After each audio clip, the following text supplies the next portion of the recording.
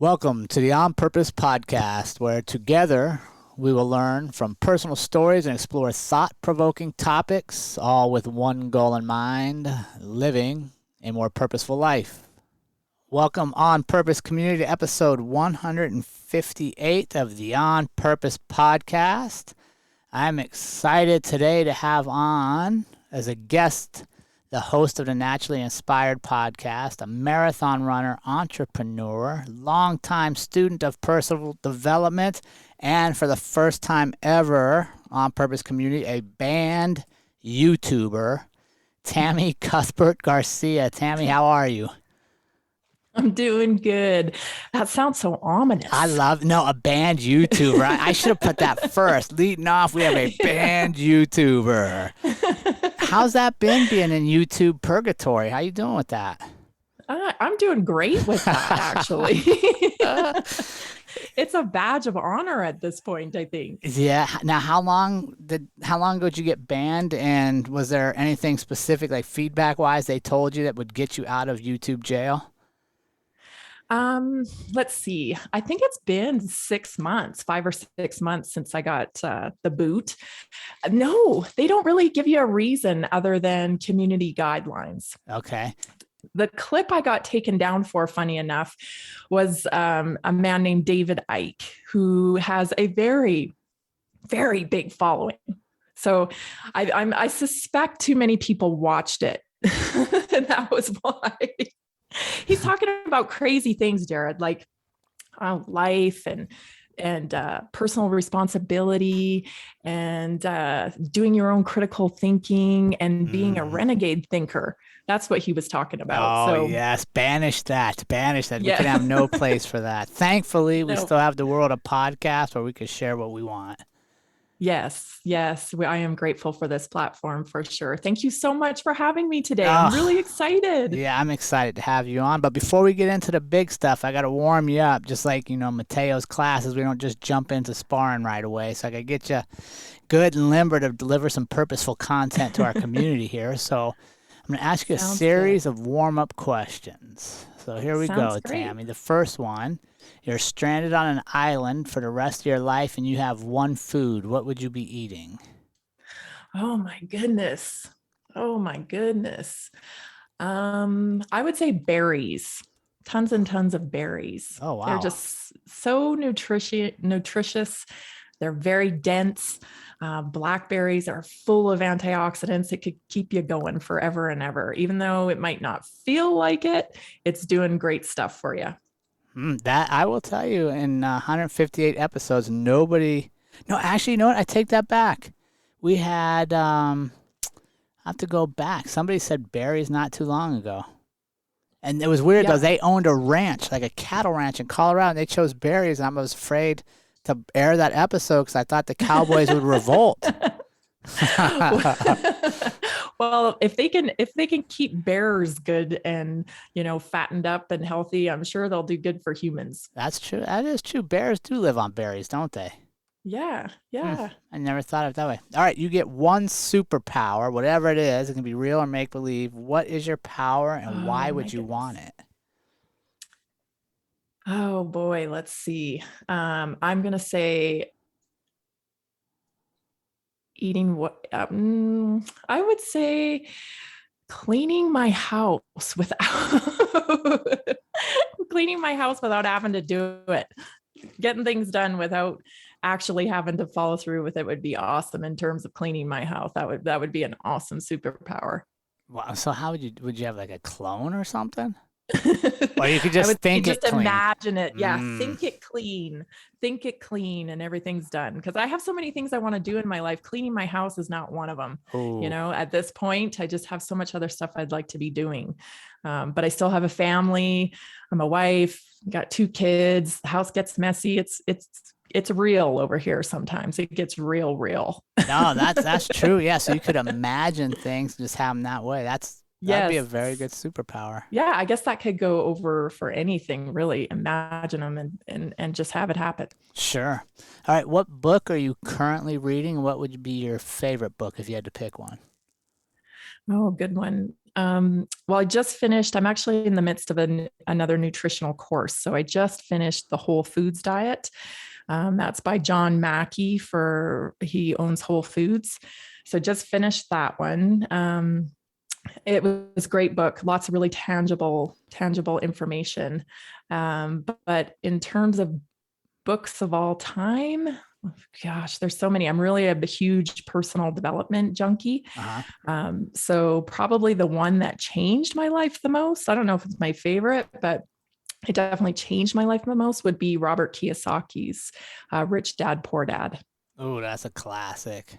Yeah, that really changed my whole interpretation of how to make money, why you need to make money. I mean, there's just so many good strategies in there. What was if you had one to take out, what was it about that book that created that for you? Passive income. Mm-hmm. Growing up in a working class family, my husband grew up in a working class family. It just never occurred to me that passive income was a thing. Right. No, that's 100% true. Yeah. Yeah. Good. And so now, that's such a valuable lesson that I learned. It's one of the first things I've been teaching my kids since they were super young, like 10, right? There's passive income, and you should secure that before you start exchanging time for money. Yeah. Your exchanging time for money should be the stuff you love. The passive income should be secured first, so you can do what you love. That's good advice. Yeah, that is very good. All right, you get to have dinner with one person, either dead or alive. Who would it be, and what would you ask them? Well, I'd have to say my mom, because she's passed away. Mm-hmm. And the questions I would ask her, I'm dying to know what she thinks of the kids. Oh, gosh. Yeah. Because she passed away when they were still pretty little. Mateo was 6, and my daughter was 3.5. So she didn't, she was just so taken by them, thought they were the coolest things ever, of course, like any grandma does. But now they've done so much, and they are who they are. And I think she would just get the biggest kick out of them. So I'd love to hear that, though. Yes. Oh, gosh, that's a good one. Yeah. All right. Are you feeling warmed up? Now, that was a good one. That made me speechless for a second there. It's weird because I just finished reading Will Smith's book today. And okay. It's interesting. I mean, it wouldn't be on my top most recommended reads, but the last chapter was about his dad passing away, and kind of talking about that goal that when we pass, we want to know that we had a impact our life, or we led a good life, and then I think on the flip side, just like you said, because I was in the same boat with my grandma, she never got to see Trey for 3 months and never met Taya. I would love for her to come back and like be able to see them and see what she contributed to the future society. Yes, that's it. Because that's what it's all about. It is. So that leads me to purpose, and kind of why we're on the community, or why we're part of this community, is to share and help people find purpose in their lives and live life with more purpose. So I love that in preparation for this, you sent in some stuff, and I love what you said here, that I think we as humans have an innate desire to find our purpose. Yes, but then I do. You followed up with saying that we don't recognize is finding our purpose is largely based on taking actions. Can you elaborate on this? Because that is a fantastic point that I think sometimes we stop and look around thinking purpose is going to fly and hit us in the head. Yeah. Well, the thing is, I think that because of movies and because of this virtual world we're engaging with so often, like on Instagram and social media platforms, we tend to think that our purpose is this grandiose thing, right? We have to be this superstar. We have to be, famous, influential, thousands of followers. And I think that's not true. I think that our purpose is found within the actions that we're taking. If we're purposeful to be kind to someone, if we're purposeful to take the time out to listen to that person that looks at us a little bit sad, like something might be going on, and you're purposeful to ask, hey, How are you doing? And then you engage with them and have a conversation. You may have made all the difference in that person's life that day. And that is a purpose-driven life. It doesn't have to be this grandiose display, because quite honestly, Jerrod, these people who are in the limelight, it's a lot of phony baloney. They don't actually live what they don't actually walk their talk. They're always talking about kindness. Maybe they're always putting on display their charitable events, but when you pull back the layers, a lot of charities are designed to be tax shelters. Right. That's what they're there for. You see a lot of celebrities have these organizations that are their charitable cause. Well, the reason why they do is because they need a tax shelter, right? They can funnel money through there. And they probably care about that charity too. I don't want to take away from their purpose, that they want to engage with. I'm not saying it's completely, selfish, right. but we need to be mindful that we're acting in ways that are in line with our values and our character, even when people aren't looking. Yeah. And I think that's a huge point for people. Sometimes people want to drive purpose and tie it to making money. Like, I can only make money living in my purpose, or I want my purpose to make money. When, to me, the goal of living in your purpose is, are you making people better around you? Exactly. That is perfectly said. Yep, that's exactly. Are you contributing in a positive way on a daily basis? Because if you're walking around, stuck up, and right. grouchy, or not engaging with your community, you're not making life better for people around you. Doesn't matter what you do on social media, you need to walk your talk. Yeah, nor does it matter how much, how many followers you have or how much money you make. Exactly. And it's interesting, like we talked, talking about your mom as somebody you don't have dinner with, is at that spectrum of life, when you get to that end point, how much money you made is really irrelevant. Oh, isn't that the truth? Right. How many Isn't that the cars you truth? have or how many followers you have. Like, it's literally going to be the people around you. Did you love them and did you make them better? Absolutely. And that can be one person. You really it doesn't matter how many people you're impacting, only that you are impacting someone in a positive way. Yeah, I love it. And now your purpose, the messages you're sharing in life have really centered around health.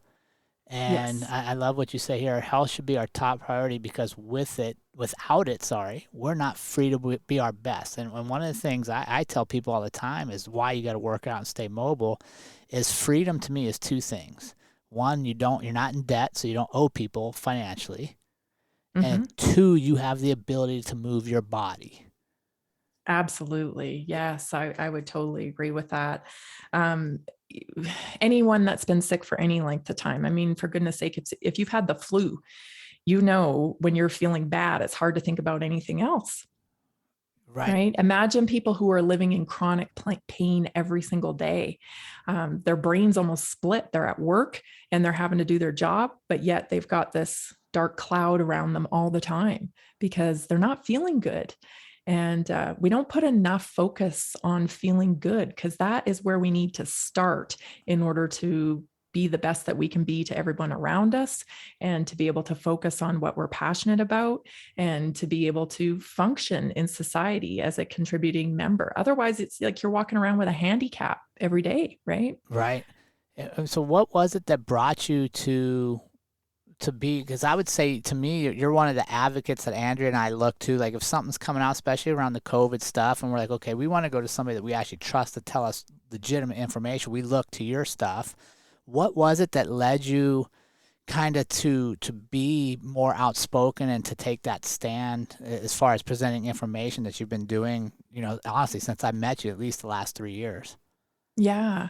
Well, my journey into natural health started organically. I was about 20 years old, and my barely 40-year-old aunt passed away from cancer. They told her it would be 2 years, and it was almost 2 years to the day that she passed away. So that kind of planted a seed in me. And when she passed away, the next time I saw our family doctor, because we were all seeing the same doctor, he looked at me and said, well, you need to make sure you keep up on all your tests because, your aunt just passed away. And that planted a seed of fear in me. Right. Yeah. So 20 years old, I now have this fear I'm carrying around with me that I have to get more tests and I'm more at risk. And these are the conversations I was having in my head at 20 years old. Right. And as time went on, other things happened. I had Mateo, of course, and he was born healthy, but he struggled. And he struggled with things like food sensitivities, respiratory problems. He had pneumonia at the age of 6 months old. And we ended up in the back of an ambulance. These were all really scary situations for me. And every time I went through another scary situation, the answers I was getting were just like more drugs, right? More antibiotics, more interventions, more medical interventions. And yet every time he had another medical intervention, there was a negative outcome. Wow. So I was like, this doesn't make sense, and then it just kind of continued. My mother ended up getting sick. They didn't have any answers for her. They basically just gave up on her. They said, well, we can try chemo. We didn't know what else to do. So we tried chemo, and she was dead within 9 weeks of starting chemo. So, another failure. And then I started to really, realize that health is a personal choice. My son was given a flu shot at one point when he was 2. It was heavily put upon us because my daughter was born premature, and they said that she would get RSV, and we had to have these flu shots to protect her. Otherwise, she could be put at risk. And so we never had a flu shot before in our lives, none of us in the family, but we all had them, including Mateo. And shortly after that, Mateo came down with something called ITP, which they told us was idiopathic. And under more investigation, we learned that it was actually caused by the flu shot. And ITP is something that lowers your blood platelets so that they're not able to clot. So he was essentially a hemophiliac at the age of 2.5, and dangerously low blood count level. So a normal blood count level is somewhere between 200,000 and 400,000, and Mateo was at 6,000 at one point. So this was life-threatening. Sure. And as parents, we just said, this is enough. Like, we have to take responsibility for ourselves. There's got to be a better way.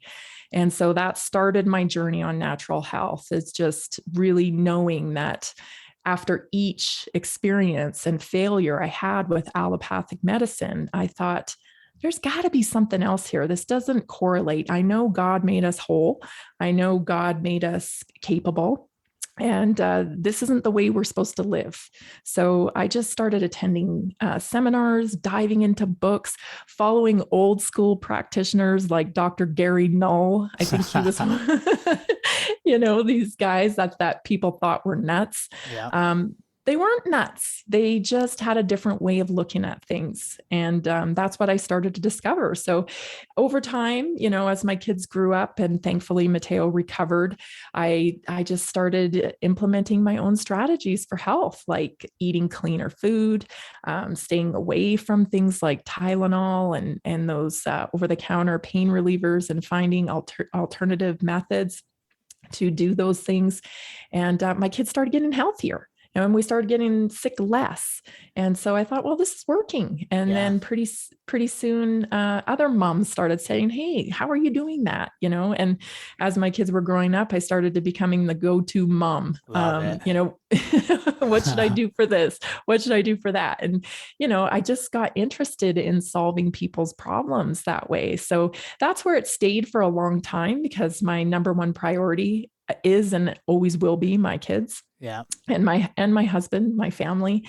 They're my number one priority. They're everything. They're my entire world. So I wanted to raise my kids. That was a conscious choice. I did side jobs to contribute to family funds, like cleaning on the side or whatever. But my kids were my number one priority, and you couldn't have tore me away from them for any kind of corporate job or anything else.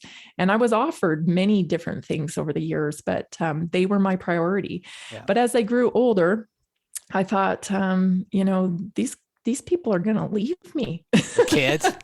Yeah. They're going to grow up. Yeah. They're going to grow up and they're going to leave me.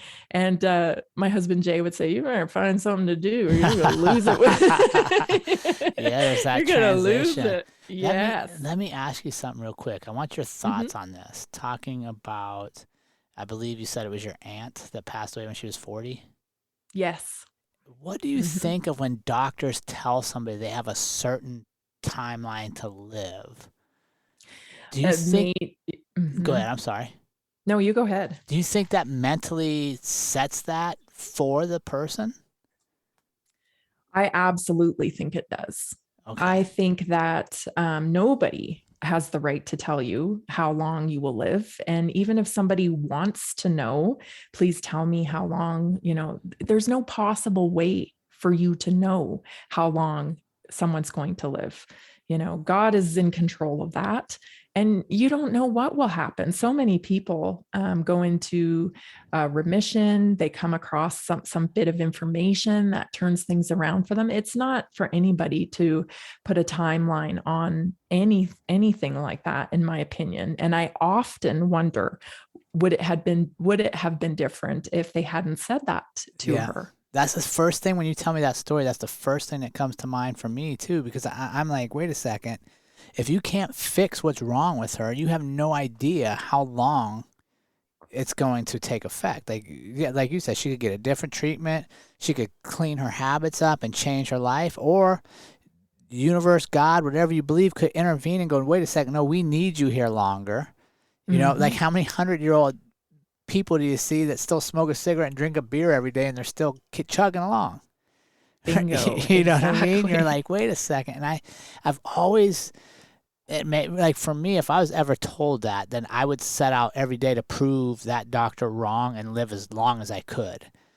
But exactly, I think other people use it kind of as I almost want to say like give up, or it's just, okay, that's it. I only have this much time, and they don't fight or seek the information that could maybe prolong that.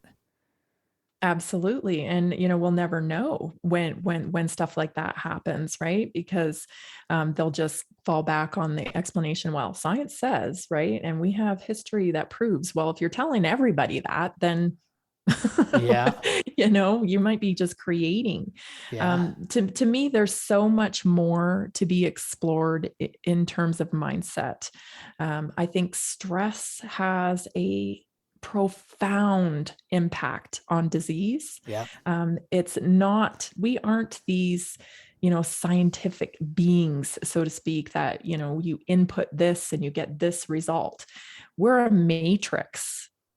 Our bodies are just a matrix. I mean, you can eat an apple, okay, and get 1,000, milligrams of vitamin C, or however many vitamin C milligrams is in an apple, or you can take 1,000 grams of vitamin C and you get a different reaction. Right. Okay, so you can take a supplement that has the same amount of vitamin C, but yet when you eat an apple, you're getting a more beneficial effect. And that's like food matrix stuff, right? These are the anti-nutrients they talk about that they can't really explain, that they don't have fully identified. Well, that's kind of the same thing in terms of our health. Like, what is our mindset is that matrix portion that we haven't really identified yet.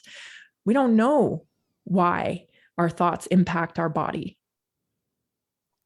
Right. We have no idea. But we know they do. But we know they do. Absolutely right. We absolutely know they do, because I mean, we all have experienced feeling nervous. What's that? Right? Sad. What are tears? What is all this stuff? You know, you can explain it away scientifically, but just the other day I saw a video that was just so beautiful, and it was a newborn baby being held by her baby brother. Her baby brother was probably about 3, I want to say, and they put her in his arms for the first time, and he just started grinning from ear to ear, and then he began to cry, because he was so filled with joy. Yeah. Now, that's what I call the matrix of life. You cannot science that away. Go ahead and give me the formula for that. I love it. No, you're right. Yeah. There's just too much that, you know, and I'm not downplaying science. Of course, we've made some wonderful discoveries in science, and I love medicine and it helps people. But where it goes wrong, in my opinion, is it discounts those magical moments of life. It discounts the matrix of life. And we need more study on that. We need more understanding on that before we move into this new kind of technology they're trying to kind of force upon us, where it changes our genetic makeup and you know, turns us into these more technological beings, rather than understanding our natural ability. Yeah. Let me ask you a question. Why do you think all the feelings are important for us as humans to feel them? Do you have a thought on that? Yeah. Oh, of course. I think these are the things that drive us. You know, these are the things that drive us into our God-given purpose. I've talked to, Jerrod, I've spent hundreds of hours now over the last 2 years talking to scientists and doctors and experts in health and you know, filmmakers and authors, creatives, those types of people. So, and what I've pulled away from them is, you know, that these feelings drive us into our actions, and it's all really comes from love. There is no courage without love. The only reason I'm able to speak out as much as I am and not be afraid is because I have so much love for my kids. I want them to have the same freedom that I had. I want them to have the same opportunity, if not more, that I had. And I see that getting pulled out from underneath them. I see it being taken from them. And so I have no choice. I can't care about how people are upset with me. I can't care about how people think I'm crazy. I can't care about that stuff, because the only thing that matters to me is them, and that they get what I promised them by bringing them into this world, which was freedom. Mm-hmm. And I love that. And so you're doing that because you love your kids so much, you're giving. But I want our community to understand that, like, when you give love, you receive love, right? And like, you're impacting so many other people, many who you've never met, because we have the benefit of technology reaching people we'll never meet actually in person. Now they get to receive your love as well. Yeah. Yeah. Because I want my kids to live in a world where people are happy. You know, it's no good for your kids just to get something, and then they have to operate in a world where everyone around them is miserable. What do you think about this? Because I think about this a lot lately. We're seeking this dystopian type universe where there is really nothing but happiness. Everybody's happy, right? Like that, they want this universe where you could take a pill to take away all your other emotions. But I love sadness. Mm-hmm. Right? Because how do I know I'm happy if I don't have sadness to tell me, oh man, I'm happy because I didn't feel this way yesterday? Exactly. You have to have that comparative contrast. So how do And we coach people then? Because you're coaching, a lot of people through their health journey. How do we, or what are you teaching on how to embrace all of the emotions instead of trying to just only run to one? Do you share stuff on that or? absolutely. We talk about that quite a bit, especially in my blog posts on livenaturallyinspired.com. I do a blog post there every day. It's kind of more based on inspiration. And it is definitely about the contrast, but it's also being accepting of who you are as a human being. The one emotion that I think gets thrown out way too much, way too much is anger. We have been suppressed in being able to feel our anger for probably more than a decade now. It's got such a negative connotation to be angry that I actually like telling people I'm mad. I'm really mad. Yeah. And they go and they look at me like, oh my gosh, She's gonna lose it. Yeah. And it's like, no, I am a human and I'm mad, and I'll tell you why I'm mad, and then we're going to move on. Yeah. And then guess what? After I talk about being mad, I'm usually not nearly as mad. Exactly. But because I got to harbor it and hide it and pretend that everything's fine, even though I'm boiling inside. Yep. Now, yeah, right. No, 100%. I love it. Now, how do you share this with us? How do you teach that to teenagers? Because I think as an adult, your emotions are a little more stable. Like the highs aren't quite as high, lows aren't as low. Where teenagers, having raised three of them, it's peaks and valleys, and they're literally days apart, minutes apart, seconds apart sometimes. How would you, as a parent, how do you share that for your teenagers? Like, what would you recommend on that? Well, I have a girl and a boy, and they are like night and day. So for my son, mixed martial arts has been huge. There is rarely a day that my kid's not stable in mood, where he doesn't experience many spikes because he has this outlet of mixed martial arts where he goes with, mostly other men, which I think is fantastic. And he gets to express himself there, and he works his body physically. So he has that outlet. Also, I constantly remind my teenagers that this is a moment in time. Teenagers can get really sucked into their environment. And I say, this is a moment in time because there's somebody across the world right now who's having a totally different experience. Don't forget that, right? Yeah. Like this is just your moment in time right now, and everything changes. So don't get too wrapped up or upset about what's going on because it's likely going to pass. Especially with my daughter, she's a competitive dancer. And so she has the same kind of physical outlet, but these two kids are pretty they're pretty hard-headed, and they have a certain expectation for themselves, and they don't always fit in to the teenage crowds, especially my daughter. There's lots of things going on in that teenage girl realm that she doesn't connect to. And so she's often left out of things. And so that's difficult. But, I just try to reinforce that at that age, typically friends come and go. I have one friend, I think, from my childhood that I'm still really good friends with. But I had tons of friends when I was little, but I only have that one relationship still. Other people are still acquaintances, but as in terms of being close, I just have that one relationship. So keep that in mind that, as you journey through your life, people will kind of fade in and fade out, and it's totally okay. It's totally okay. Yeah, no, I love that. And I think that's a message we really need to share in today's world, that it's okay to be sad. It's okay to be angry. It's okay to be all those things, because like you mentioned earlier, this robotic type techno world we're trying to get moved to, the thing it misses is all the human emotions, which are what make us so unique. Yes. Yes. And we should not be afraid of people's emotions. We should ask questions. Yeah. It can be so, it can be startling when you see somebody mad nowadays, because I'm thinking of my childhood when, men used to cuss and throw their hammers down and freak out. Like that was my dad, right? God. Like, Yeah. you want to go get a lesson in cussing, go hold the flashlight for my dad. Yes. Yes. No.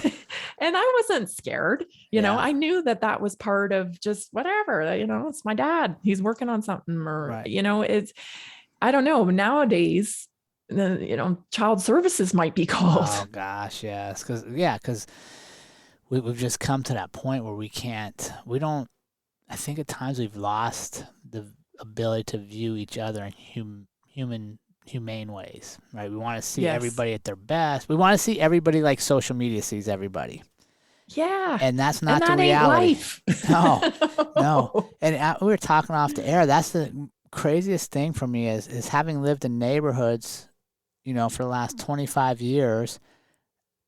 Very few neighbors could I tell you much about their life or very, very much about anything that was going on with them. But living now, traveling full time and moving in the Airstream, we met so many amazing people. It's like a crash course. You actually get to see them for who they are.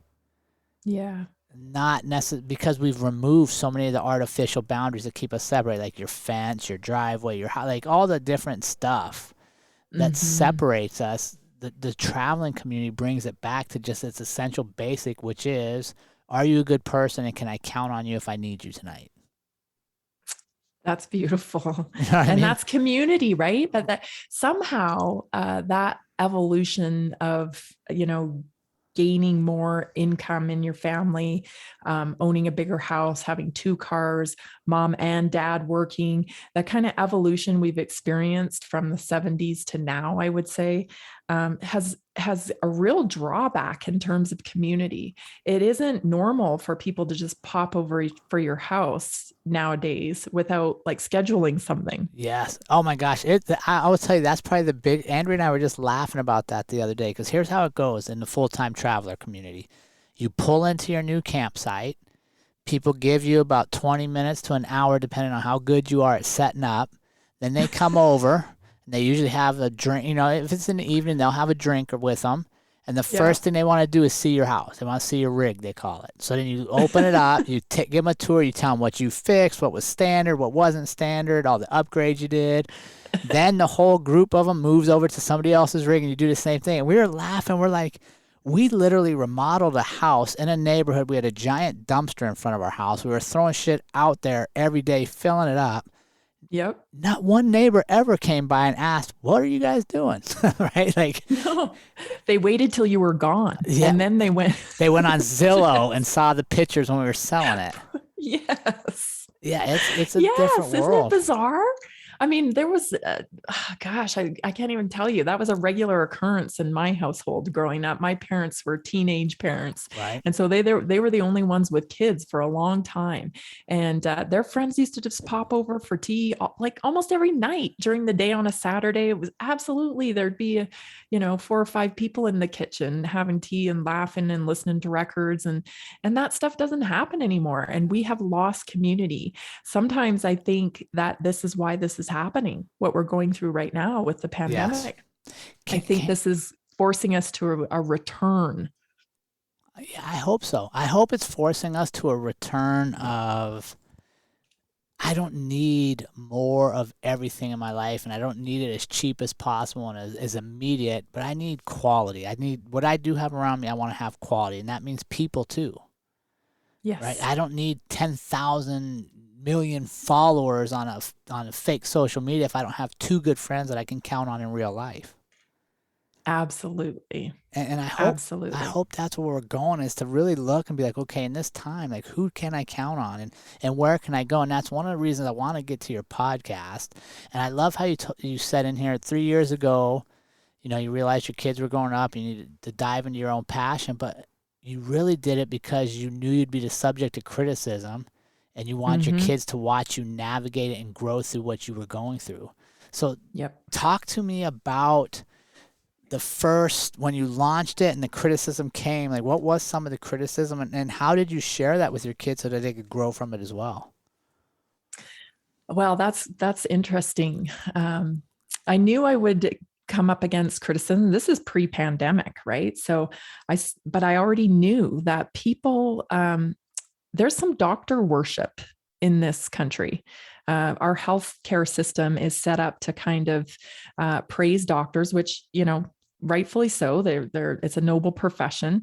But having said that, not, just like any other profession, there's some duds in there. Right. There's Yeah. people who don't do a good job. And unfortunately, sometimes, like wear and tear takes effect when you constantly have patients coming in that don't do what you say, because that's a portion of our healthcare system too.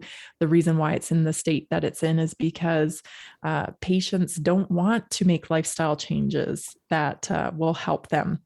And so doctors kind of have their hands behind their back, tied behind their back, and they have no choice but to prescribe prescription medications for things that could be dealt with via lifestyle. So there's that issue. And I knew that would upset people when I started, like one of my first guests, she had helped herself through lupus and no longer had any symptoms of lupus when she was diagnosed with lupus very young, and she was on all the medications. And then one day she just got sick and tired of it, sick and tired of all the side effects from the medication. And she decided, I'm not doing this anymore.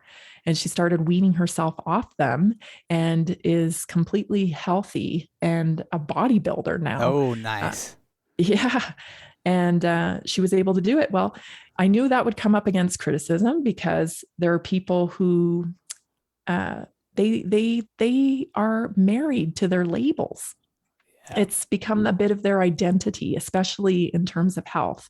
It's not any longer, my name is Susan. It's my name is Susan with lupus. I have lupus, right? And it becomes part of their identity. So I knew I would get criticism in that aspect.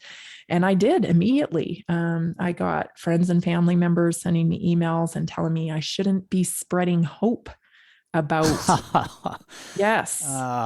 About someone who has, recovered from lupus. And as I, went down the rabbit hole with lupus, I found other doctors that had, helped their patients, naturopathic doctors, chiropractors, all these types of functional practitioners that had helped patients through lupus, and they no longer have symptoms of that anymore. So this wasn't a one-time occurrence, but you have that camp that, really is, they've taken that diagnosis to adhere to part of their identity. And so that can be a painful thing. So I knew I would get criticism. And, I've always told my kids that you need to just stick with what you know to be true, but that's and what you believe in, but that's, that's easily said. But when you're in the throes of that, it can be pretty painful. And there's been a couple of things that I have been put into the limelight about. And one of them was when I actually used to work at my kid's school in the library. And then I stopped working there and started taking on more of a parent role in classrooms and whatnot. And I saw things changing there dramatically, and I started speaking up about it. And so they had to deal with that, they had to deal with that. Yeah. And there were times when kids came up to one of my daughter and said, why can't your mom just be quiet? Yeah. Why can't your mom just be quiet? And my daughter just shrugged her shoulders and said, well, that's not my mom. Yeah. My mom's not one to do that. Yes. So they had that experience on a smaller scale before. And then I pulled them out because we couldn't get the result we wanted in school. And that was such a great decision. I homeschooled them and still homeschooling my daughter. She's in an enrichment program, but that was a great decision that I made because I realized that they couldn't give me what I wanted for my kids. Sure. the public school system, or as I call it, the state school system, it's a government school. It's not meant for the public. It's meant for the government to be able to teach what they want to teach and implement what they want to implement. And I realized, oh my gosh, I'm fighting this battle, and these people aren't capable of giving my kids what I want. Right. So I pulled them out, and, of course there was criticism there, right? There was family members. Oh, you're crazy. You can't do that. They'll never be socialized. Oh, okay. Right. And now you look, what's one thing that really boomed out of COVID is the fact that homeschooling is a very viable option now. Exactly. And these things I was worried about, like, oh, he won't get to go to a prom, or, oh, he won't have a graduation ceremony. They didn't have any of that anyway. No, my two youngest didn't have any of that stuff. You're absolutely right. Yeah. And it's amazing that I love that your daughter stood up for you. And when you were saying that she can't be quiet, I was thinking of that slogan or that shirt and that meme that's out there that says, like, quiet women rarely make history. Yes, that's so true. But we are so conditioned to just be quiet and just not make a scene, even though we know it goes against our beliefs and it goes against what we're actually seeing with our own eyes. Yep. And I have to say that's particularly true with women, right? Because sure. I think there's still the social stigma that, especially with women my age, growing up in the 80s, that girls are supposed to be nice. Girls are supposed to be nice, be kind, you want everyone to like you. And I think that's the number one thing that holds people back from sure. finding their purpose and from feeling, the rewards of doing what you should be doing with your life is caring way too much about what people think. Oh my gosh, so much. And it's crazy when if you could just get people to see 99% of the people you think or having opinions about what you do or don't do, they're not, because they're worried about the 99% they think are judging them. Like, so neither of you taking action. The dude that's passing you, the lady that's passing you is the only one that doesn't care. Like, that's who you should be watching. Exactly. That's so true. I mean, and not only that, but we will never be able to control someone else's perception of us. No. They're looking at us through their own experiences with their own, little idiosyncrasies, right? They're judging us from their own viewpoint, and you have no control over that. No. None. So you can try to be this person that's always happy, never rocks the boat, brings the brownies to all the kids' functions and super mom and all the rest of it. You can try to portray that, but you have no control if that will be received in that way. Right. Yeah, they could hate your brownies. Exactly. You could do all that and they still don't like your damn brownies. That's right. That's right. What's been your most gratifying moment starting your podcast and in this whole journey? What's been the most gratifying takeaway you've gotten from it? I think probably first and foremost is watching my kids smile as my views go up, or as my I've been featured in a couple articles, little successes, not huge, but enough. Kids that have seen my podcast that they run into, especially my daughter, some of her friends have said, well, I listened to your mom's podcast. Love it. Yeah. So these little smiles I get, especially from the older one, my son, because, he's 18-year-old boy. Yeah. And he'll say, wow, well, you got your views are up, eh? That's pretty cool. But inside he's like, yes, my mom. And then he's running out to tell his buddy, my mom's views are up, So that's probably number one, but very close second, if not number one as well, is the emails I get. Yeah. From people, particularly through this COVID chaos, because, the still today, Jerrod, the standard of treatment, if you get taken to a hospital, is remdesivir, therapeutic, and a ventilator. Which hasn't worked from the first day they started. That nonsense. No. Mm-mm. And so to be able to bring these voices from experts like Dr. Peter McCullough, Dr. Lee Merritt, Dr. Merrill Nass. These are, really high caliber doctors, and they're bringing solutions on and speaking them right there on the podcast. Dr. Peter McCullough said, this is the shoebox you should have in your house. This is what you should have ready. That's such tangible, information that people can choose themselves to implement. And then when I get the email that, it worked. Sure. I get the email thanking me for doing that. I get the email, of encouragement that says, I'm sure you're taking a lot of flack, but thank you so much.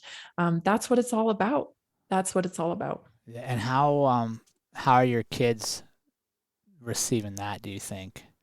Seeing you take such a bold stance at what eventually will be a historic time in our civilization, right? It's not history now because we're living it, but what do you think they are taking away from watching their mom stand up to the norm and be so loud about it? What are you hoping they take away, I guess? Well, that's a good question. I don't know what they're taking away from it right now. Yeah. Quite honestly, I think they expect it. This is just their mom. Yeah. My mom's never quiet. Right. My mom, I think that's what they think. Well, it's just my mom. I hope in the future, as they grow up, first of all, we win this battle. Yeah. Right. That's first and foremost, that we win this battle of maintaining our bodily sovereignty, and that we're able to make our own health choices. So first off, I hope that that's the case. And if that is the case, I hope that they recognize that I stood for them and I never back down, because they're so important to me that they get what they need. No, I love it. You're a soldier on the front line of that war. That's the way I look at it. Like, not everybody served in the military, not everybody had to go overseas to fight, but what you're doing right now is one of the more important fights our generation's ever going to face. And you're absolutely right. Losing freedoms and sovereignty, and I think a lot of people, quite honestly, are going to be embarrassed at how they've behaved when we look back on this time. And you won't be. They will know where you stood, and I think I commend you for that. Thank you. Thank you. I do believe it's a silent war that we're in right now. There are some nefarious forces at play here. The Western world is a thorn in the side of some elites, and I believe that they are in full swing of trying to destroy that. Yeah, and silence will get things done, right? If we sit silently. That's right. So that's right. What now? Let's talk about it. I love this. You got 5 key points for our listeners to take away as we wrap up. We're coming up on an hour here. Okay. I want to save number 1 for. Do you have that list in front of you that you sent me? I don't, but that's I can all right. Pull it up. No, don't worry about it. I'll guide you through it. I want to save number 1 for last, because I think that's my favorite one. All right, you said ask people for help, right? Ask, because most people do want to help. Yes, they do. They do. Don't you? Always. Don't you want to help? Yeah. There's this weird dynamic that's taken place. And I'm going to say that this leads to what we were talking about with getting back to basics, when kind of people pop over to your house and community and all of that. We have been fooled into thinking that asking for help is weakness. Yeah. And it's actually the opposite, because you make yourself vulnerable a little bit when you ask for help, for sure, But the thing is what we should realize is that giving and giving help and receiving help is a two-way street. Yes. There's a benefit to both being in both positions. There's a benefit from receiving help, obviously, but there's also a benefit from giving help. How good do you feel when you've helped somebody out? Right. Absolutely. Yeah, I don't know anybody that's ever helped another person and then immediately went into a bad mood. Exactly. Right? Like it's like counterproductive. It doesn't work that way. Exactly. If any of my friends or people I know are in a rut, where just crappy things keep happening, car breaks down, something doesn't go through, sometimes we can get in those little ruts. I always say, go find someone to help. For sure. Go find someone to help, because when you do that, it'll turn it around. It's like it just turns the energy around and you're on a different path immediately. Yeah, 100%. I agree with that. I want to talk about this one. The first one you wrote down says, passion and courage come from love, and we need these to be truly successful with what we are doing. Yes. I started this podcast 3 years ago. There is no way I would still be doing it if I didn't have the passion for it. And the passion comes for love. There are late nights. I've written more than I've ever written in my entire life over the last 2 years. And it's not always easy, but people are counting on those posts every day. They're counting on the information from the daily show that we're putting out every day. They're counting on it now. When it doesn't show up, I've let somebody down. Yeah. And so, you have to have that in what you're doing. Back to what we were saying when you asked me about my favorite book with Robert Kiyosaki, that's passive income, right? That's why it's so important. Like, get your passive income taken care of so that can kind of support you while you're doing what you love, because what you love might not pay off right away, but it will pay off eventually. And the only way you're going to make it through to where it eventually pays off is through that passion that you have, fueled by love. I love it so much. That's perfect. And where can our listeners catch your podcast, and where would you like them to follow you? Oh, well, we have so much going on right now because there's just such a need for information. I think that the mainstream media is kaput, man. I don't think I don't think anybody trusts them anymore. So this is the emergence of our alternative media. And so we have a number of different places where you can visit. LiveNaturallyInspired.com is my subscription-based website. There you will get that daily post I was talking about of inspiration, but you also get little clips from podcasts, which are great because you can share those 2 or 3 minutes. Not everybody likes to listen to a full hour podcast or longer. Yeah. So you can get those there. That subscription is only $5 a month. And there's so much content on there. And then of course you can always go over to naturallyinspiredpodcast.com. That's where you can download all the episodes. You can see the whole catalog, which is hundreds of hours now. We're at 100 episodes, and some of them are an hour and a half, 2 hours long. So there is a ton of information there. And then we also have, this is kind of Jason's baby. He has started, I should say, Jason's my husband and the producer of Naturally Inspired Podcast. He has started Naturally Inspired Report. And on that, he has dropped all kinds of like censored videos, documentaries, things that he has seen over the course of his exploration into truth, that he just thinks, are life-changing for people to see. So he's gathering those and posting those on Naturally Inspired Report. And you can also get all kinds of different book suggestions, articles. There's podcast stuff on there as well. So those are the 3 places that you can go to find us. But also we are on Odyssey, Rumble. I know we talked about being a YouTuber. I'm kicked off YouTube, but I'm still on all those other platforms like Odyssey, and Rumble's a great place to find me. And that's where you can see the daily show that we've been doing now for about, I think it's 6 or 8 months. We've been doing this news report every day, Monday through Thursday. And it just covers articles that might not get any FaceTime in the mainstream media. Very important articles, because there's a pattern here with Big Pharma.